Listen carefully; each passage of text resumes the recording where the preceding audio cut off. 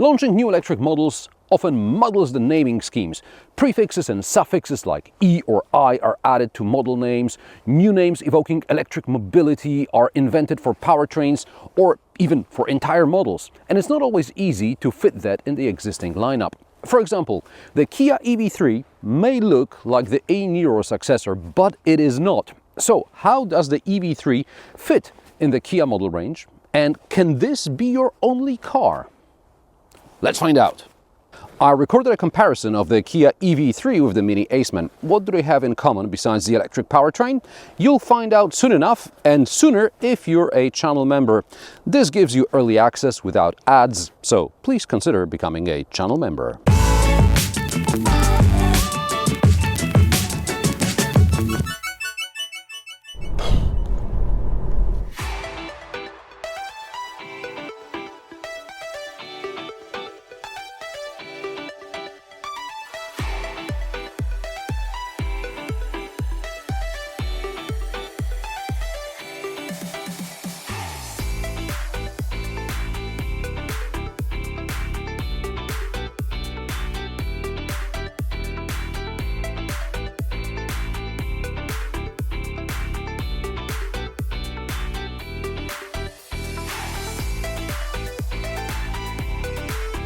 The EV3 is Kia's next electric-only model following the EV6 and EV9.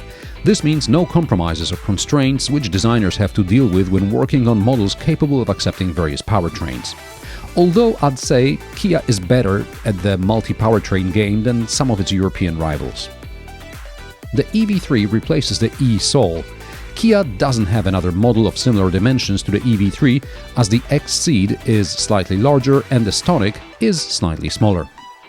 Another EV of dimensions similar to the EV3 is Peugeot E2008, and in the ICE segment, the Dacia Duster is about the same size.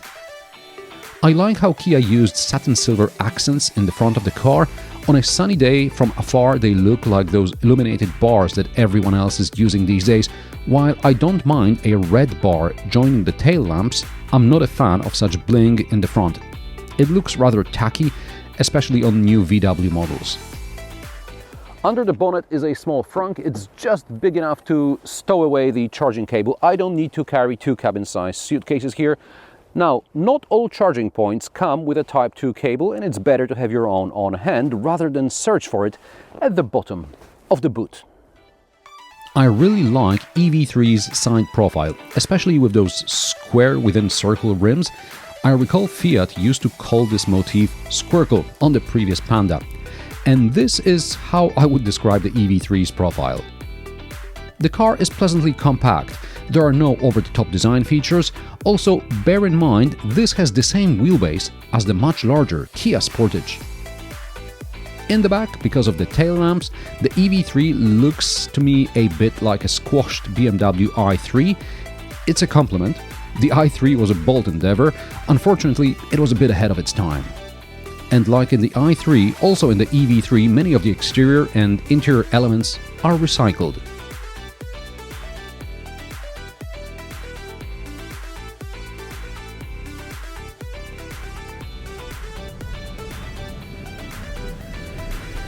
Kia claims the EV3 can be your main or only car. The vehicle is offered in standard range form with 58 kWh gross or around 55 kWh net capacity, or long range with 81.4 or around 78 kWh respectively. That's about as much as in the larger Kia EV6. Kia promises 436 or 605 km WLTP range respectively. I'm reviewing the long range model. On the driver's display, I see the current range as well as the optimistic and pessimistic range estimate. With the battery fully charged, I saw more than 700 kilometers optimistic range, and that's with temperatures below freezing. In general, I was pleasantly surprised with the energy consumption. After my test route, it was clear this car can do around 400 kilometers or more in winter conditions. Of course, the optional heat pump helps. Thanks to this feature, the EV3 doesn't use as much energy to heat up the cabin, even though I'm parking it outside in the freezing cold. While driving on B roads, my range fell about 0.7 km for every kilometer driven. On the dual carriageway, with cruise control set to 120 km per hour, I was losing about 1.1 km for every kilometer driven. That's with temperatures ranging between -2 and +2 degrees Celsius, depending on time of day. When I went to film the beauty shots, I left the car running to keep the interior nice and toasty because it was -9 outside and I had to take breaks every now and then. DC charging peaks at 127 kilowatts, but the charging curve is relatively flat. Yes, this could be my only car. For now, the EV3 gets 11 kilowatt AC charging, but as of 2026 there's going to be a bump to 22 kilowatts. I assume it's going to be a software update. Depending on the market, other features may also appear, such as V2H or V2G. The former means the vehicle is powering your home using energy stored in the battery, and the latter means sending energy to the grid to help balance it. How's the EV3 to drive? It feels much more peppy than the power and torque data would suggest. At the same time, I'm also driving the Mini Aceman, the review of which is or will soon be available on the channel, which, despite offering better performance, didn't feel as quick sometimes. The EV3 should do 0 to 100 km per hour in 7.9 seconds. I got 7.8 seconds both in sport and normal mode. That's at -9 degrees Celsius with no preconditioning. Handling is not as engaging as in the Mini, but sufficiently interesting to make me consider the Kia. The ride is rather stiff, probably to reduce the body roll of this nearly 1900 kilo hatchback. Kia offers several recuperation modes, which you can control with the steering wheel paddles. You can either use the automatic mode, in which the car applies region braking depending on the situation on the road in front, or you can set region braking manually to one of several levels, including one pedal driving, which is called I-pedal.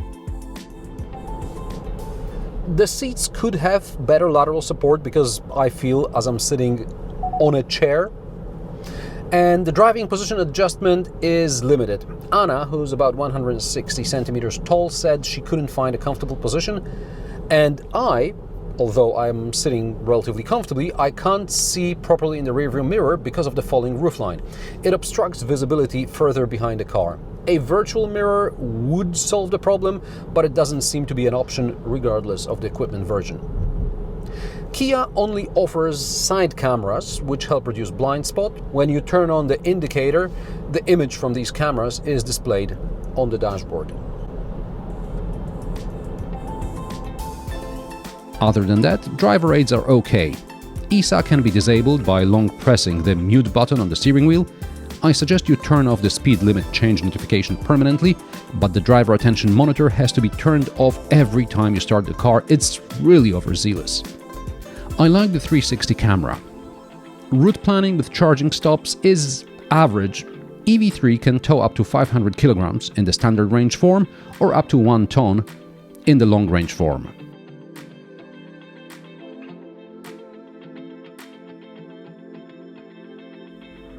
The EV3 cockpit is a variation on what you may have seen in the EV9. There is a wide panel divided into 3 sections. There is a 12-inch gauge cluster in front of the driver, a 5-inch AC panel, and another 12-inch screen here for the infotainment. Now, basic AC settings are here on physical buttons, as well as some shortcuts. Lower are USB-C ports and a wireless charger, which mainly heats the phone, but barely charges it when you're using Android Auto. Then we have cup holders and a large cubby for your bits and bobs. There is no storage under the armrest. The armrest opens, but probably only to make it easier to place a laptop on a sliding bench. Hyundai and Kia are big on selling the work while charging tech bro dream. While the driver's seat is electrically operated, there is no seat memory function, which is an annoyance when this is the only car in household and more than one person is using it, or when they slide the seat to work while the car is charging.